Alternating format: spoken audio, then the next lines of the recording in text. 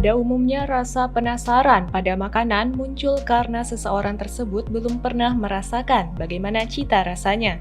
Dan sepertinya hal inilah yang tengah dirasakan oleh seorang bapak tersebut, sehingga dirinya meminta makanan tersebut langsung dari seorang tentara. "Pengen makanan tentara," kata bapaknya, tulis akun TikTok Ronald Pratama S. Pada video tersebut awalnya terlihat sang bapak yang mengenakan tas ransel serta topi sedang duduk menghadap seorang anggota tentara. Penampilan bapak tersebut terlihat sangat sederhana. Dia juga terlihat hanya mengenakan celana pendek dan sendal selop saat menemui tentara itu. Dalam genggaman tangan bapak tersebut tampak sebuah kotak berwarna hitam.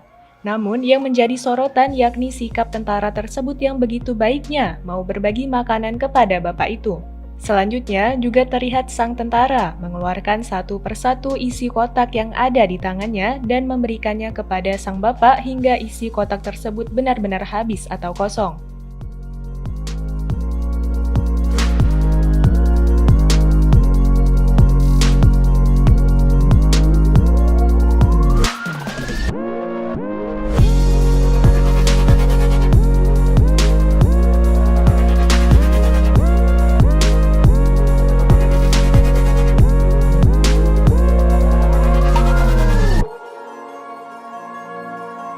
Terima kasih sudah nonton. Jangan lupa like, subscribe, dan share ya.